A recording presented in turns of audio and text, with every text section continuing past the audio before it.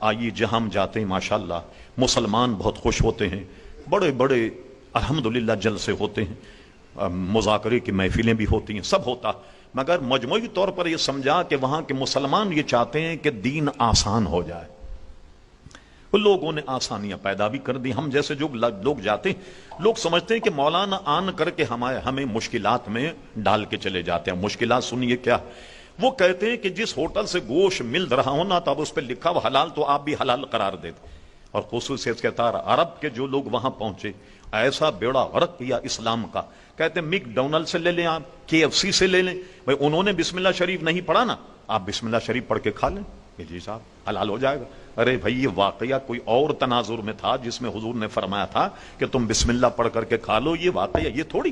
اچھا پھر لوگ کہتے ہیں بھائی عام طور پہ یہود اور نصارہ یہ تو اللہ کے نام پہ ذبح کرتے ہیں، ان کا گوشت بھی کھا لیا جائے، ہم منع کرتے ہیں۔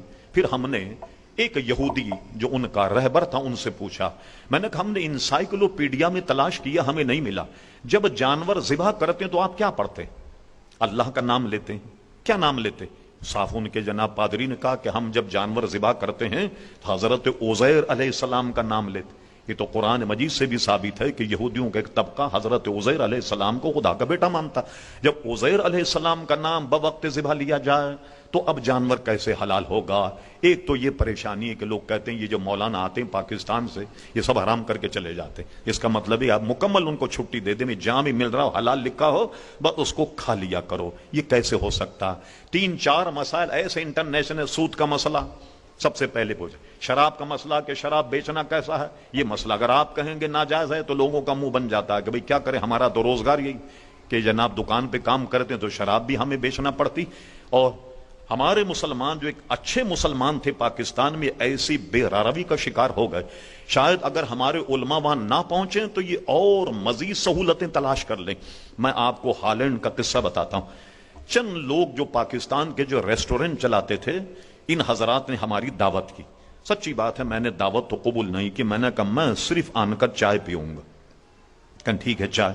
یہ سب جمع ہو گئے، جمع ہونے کے بعد انہوں نے اپنے مسائل شروع کر دیے۔ بھئی مولانا آپ جتنی سختی کرتے نا یہاں تو ممکن نہیں ہے اس پر عمل۔ اب خود بتائیے، میرے سامنے مسلمانوں نے اعتراف کیا کہ جب دوپہر کے کھانے کا وقت ہوتا ہے تو رش اتنا ہوتا کہ آپ سمجھیں کہ مچھلی کو الگ تلا جائے، خنزیر کو الگ تلا جائے، مرغی کو الگ تلا جائے، الگ۔ بھئی یہ کام ہم سے نہیں ہو سکتا، ہم تو سب ایک ہی ہنڈیا میں تل دیتے، آپ اجازت دے دیجئے۔ تو آپ بہت اچھے مولوی ہیں کہ وقت نہیں ہوتا کہ خنزیر بھی اسی میں تلتے، مچھلی بھی اسی میں تلتے، مرغی بھی اسی میں تلتے، جب تیل کالا ہو جائے یہ لیجئے، کہتے ہیں نا آم کے آم گٹھلیوں کے دام، ایک ادارہ آتا ہے اور یہ بالکل سڑا ہوا تیل یہ ہم سے لے جاتا ہے، اور سنا ہے کہ اس کی منہ پہ ملنے والی کریم بنتی ہے۔ سبحان اللہ، آپ نے دیکھا کیا سلسلہ ہے وہاں، یعنی کوئی ہر چیز میں عزیزان گرامی۔ بعض مسلم جو ہماری سوسائٹی انہوں نے باضابطہ ایک لسٹ چھاپی جو میرے پاس بھی موجود ہے، اس میں کچھ کوڈ نمبر، یہ نمبر اگر آپ دوائیوں پر دیکھیں تو اس کو استعمال نہیں کریں، کھانے پینے کی چیزوں پر دیکھیں ان کو استعمال نہیں کریں۔ بڑی تک و دو کے بعد انہوں نے یہ سارے نام لیے، اور بڑی بڑی سوسائٹیوں نے بڑی بڑی کتابیں چھاپی کہ یہ چیزیں جو ہیں وہ مسلمانوں کو نہیں کھانی چاہیے۔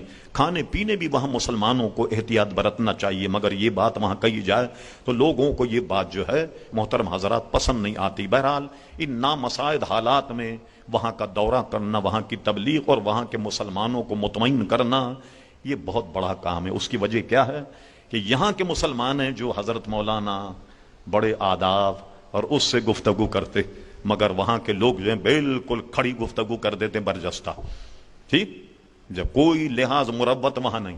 سب سے بڑا مسئلہ وہ آداب جو ہم بر صغیر مسلمانوں میں میلاد کے اعتبار سے ہیں، کوئی چیز ان میں نہیں پائی جاتی۔ مسجد میں بیٹھتے ہیں تو دونوں پیر آپ کے منہ کی طرف کر کے بیٹھتے ہیں، آپ کو آئینہ دکھاتے ہوئے، بھائی ذرا پیر سمیٹ لو تو ناراض ہو جائیں گے، اس لیے کہ نیچے بیٹھنے کے لوگ عادی نہیں، کرسی پہ بیٹھنے کے عادی ہیں، تو مولانا کو 10-15 آدمی آئینہ دکھاتے بیٹھے ہوتے ہیں، پورے پیر مولانا کی طرف کر لیتے ہیں جناب تقریر کرتے ہوئے۔ یہ بے شمار وہاں بیماریاں ہیں۔ اب اس میں ضرورت کس بات کی ہے، اس کو مؤثر کیسے بنایا جائے؟ تجاویز تو دی جا سکتے ہیں، اس پر عمل یہ تقریباً ناممکن۔